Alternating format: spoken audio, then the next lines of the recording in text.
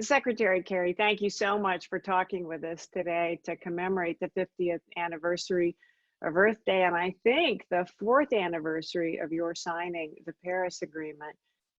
It's wonderful to have you with us virtually here at your alma mater during a really different kind of global crisis. I understand you were really involved in the first Earth Day, and it was such a pivotal moment for the environmental movement.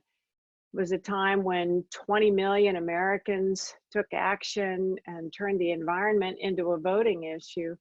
And I'm really interested in your perceptions of how that movement came together, what the keys were to success, and how we progressed since then. What do you think the best successes are, and what areas have really disappointed you? So that's a lot of questions, but it's sort of a current view of Earth Day. Well, Indy, thank you. First of all, it's great to be with you, and I'm honored and happy to be with the Forestry School. I think what Yale is doing and groundbreaking in a lot of different ways on environmental issues, and I'm happy to be part of celebrating Earth Day today. Yes, I was at the first Earth Day. Part of it, I helped do some local organization in New England, Massachusetts, and spoke at a number of different schools. And I was just a young kid back from Vietnam. I'd arrived back in I think it was April of 1969. And then, of course, I became involved in Earth Day in 1970. It was an idea of Senator Gaylord Nelson, who really dreamt it up together with Dennis Hayes, who was his young aide, who at that point organized it, really did the national organizing. But it was a moment of galvanizing something that had been building for a period of time, much motivated by Rachel Carson's 1962 publication of The Silent Spring, which is really, I think, the demarcation point of the modern American environmental movement. So we were all really agitated of what was happening. I mean, you literally couldn't see across the city of New York or Los Angeles. There was just smog and unbelievable pollution. The Cuyahoga River in Ohio famously lit on fire regularly. The detritus and refuse in the river, the oil slick and so forth, literally burned. I remember seeing it personally, in person. And the Woburn dump, I think, was an issue back then in Massachusetts. People were afraid of getting cancer living next to it. So there were a whole bunch of issues just coming together. And Earth Day galvanized the sentiment across the country that we were not doing enough about the environment. So 20 million Americans came out of their homes on that one day and demonstrated, carrying their homemade signs and marching all across the country. But it didn't stop there. It turned into a political movement that decided to take part in the next election and targeted the 12 worst votes in the United States Congress. We labeled them the Dirty Dozen. All of the major environmental groups then organized, raised money, advertised, and we created a movement that defeated 7 of those 12 members of Congress. The surviving membership of both houses of Congress suddenly went, whoa, oh my God, it's a voting issue. And all of a sudden, a torrent of legislation started to pass. We got the Clean Air Act, the Safe Drinking Water, Marine Mammal Protection, Coastal Zone Management, the Endangered Species Act, and of course, the crown of it all, the Environmental Protection Agency was created. We didn't even have one until then. And Richard Nixon, who was not known for environmentalism, signed it into law, but devoted 1,000 words of his State of the Union message to the environment, trying to co-opt the issue. So that was the last moment in the biggest way that the environment was the voting issue.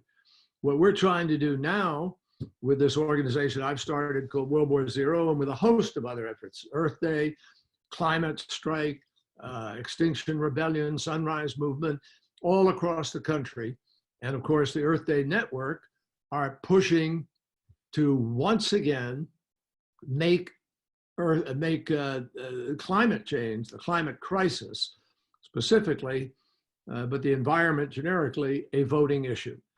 And our hope is that people are going to wake up this fall, that people are going to realize that the climate crisis is real, it's here, it's happening.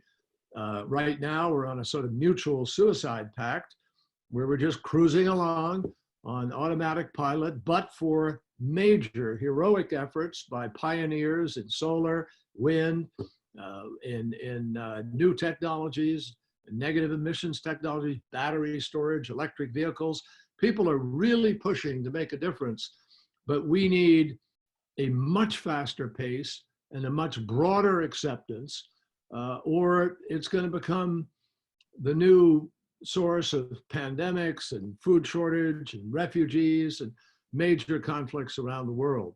This is a very, very serious moment regarding this issue because the scientists have told us originally that we had 12 years. Now we've used 3 of those years to go backwards for the most part, and we are 9 years left to avoid the worst consequences of what comes with the climate crisis. So it's up to everybody. This is the year we have to rekindle the energy and enthusiasm of the first Earth Day. You know, one of the things that strikes me is when the environment became a voting issue associated with Earth Day, it wasn't especially partisan. And that today, the environment and climate change really seems to be a partisan issue. Our own Yale program in climate change communication has demonstrated this through surveys. Do you see a path forward for helping this to become more of an issue of science and action than a partisan issue? Well, I'm hoping so, Indy, but I have to be candid here, and I'm not being partisan per se. We were bipartisan back when we started, and we have been bipartisan since. I just did an event in Columbus, Ohio, with former Governor Arnold Schwarzenegger and with former Governor John Kasich, both Republicans, both of whom are passionate about moving on this issue of climate change. So there are folks out there, former Defense Secretary Chuck Hagel, former Defense Secretary and Senator Bill Cohen. They're all part of this effort that we've created to try to talk to America in a different way, bringing different people, unlikely allies to the table to prove that we have to be different. But I'm going to be dead straight with you. If we don't change the presidency, if we don't have a new president who's committed to do this, we are not going to get it done. So we also have more than 100 climate deniers in the current Congress. So we have to have the same energy and enthusiasm and commitment from people to vote and be part of this. And let me just give you an example. Young people between the ages of 18 and 25, all of whom are eligible to vote, in the last election when Trump was elected, only 19% came out to vote, Indy. We can't do it that way. I mean, 19%, 81% of young people who have the greatest stake in the future didn't decide to vote for the future. So we need people to come out in unbelievable numbers. I hope this Earth Day will help to galvanize that. And hopefully in November, when we have a chance to recapture our future, we will do so. I know that you're working on this through your World War Zero organization, and I wonder if you can say a little bit about how World War Zero is organized and what you're focusing on. Well, World War Zero came together because of my awareness and early participation in Earth Day. I knew that what we have to do is begin to talk to our fellow Americans about why this is so critical, why it's real, what the science says, and what all the benefits are to actually doing something about it. This is not something to be scared of. This is not something that presents us with a binary choice of either you're going to be for the economy or you're for the environment. That's wrong. That's a lie. And that is what people have tried to push at people. They've tried to scare people. Oh, here come the environmentalists. They're going to change your quality of life. You're not going to be able to watch TV because you're hooked up to solar and solar doesn't work at night. I mean, scare tactics in the face of a reality that shows that, in fact, the world's largest marketplace ever imagined is the energy market. And energy policy is the solution to climate change. So if we, in fact, take the lead on technologies, if we embrace wholeheartedly the deployment of a smart grid in America, we don't even have a grid in our country where we could send renewable energy from one part of the country to the other. But if we invest in these things, then America will become the leader in the world, and we will sell the technologies. We will help other countries to be able to deal with the problem. And most importantly, we will recognize that the marketplace of 4.5 billion users today is going to go up to 9 billion users by 2050. Yeah. And it's already a multi-trillion-dollar market. So this is a place for energy companies, for solar, wind, hydro, new technologies to just take off with an incredible market waiting for them to supply the products. And is World War Zero going to have an international approach? It does. It has an international approach. But let me just finish one thought about World War Zero. What we did was bring people together who are, as I said, unlikely allies. We have people from all walks of life who normally don't walk the same path politically, but who are together on the issue of climate change. For instance, we have the Republicans I talked about, but in addition, Republican former governor and former EPA administrator, Christy Todd Whitman from New Jersey. We have business people, Paul Pullman, the former chairman of Unilever, who's now the president of the International Chamber of Commerce. He's 100% dedicated to working on climate. We have Richard Branson from Virgin Galactic and Virgin Airways and so forth, international business person. We have Meg Whitman, who's now started a new Silicon Valley venture, but who was raised on new technology and who made our breakthrough with, I think it was eBay. I think that, we have religious leaders. We have the Archbishop of Canterbury. We have various pastors and religious leaders in America. We have former President Clinton, former President Carter, Hillary Clinton, Madeleine Albright, myself. We've got people who are from Hollywood, people who've made their reputations in the arts, musicians, actors, Leonardo DiCaprio, Ashton Kutcher, Jaden Smith. I mean, people who are all aware that we have to come together, but most importantly, we have military people. We have the former head of our special forces, General Stanley McChrystal. We have former chief of policy and planning at the Pentagon, Admiral Lee Gunn. And what we want to do is bring these people together to sit with our fellow Americans and explain why we don't have to be scared of this, why we can beat this, why this is good for America, why it's good for our economy, why we all will have a better quality of life, better health, better security, better jobs. And the fastest growing job in America today is a solar power technician. The second fastest job is wind turbine technician. This is the future. Yeah. But America's dragging its feet. The world is now dragging its feet, partly because America is. And so if we get back into the position of leadership that President Obama and Vice President Biden put us in, I believe we can pick up the baton again and we can get the job done. I can't help but want to ask you your impression of how we can keep this on the minds of voters this November. I mean, we have this long-term existential issue of climate change and this current very proximal human tragedy playing out with the coronavirus.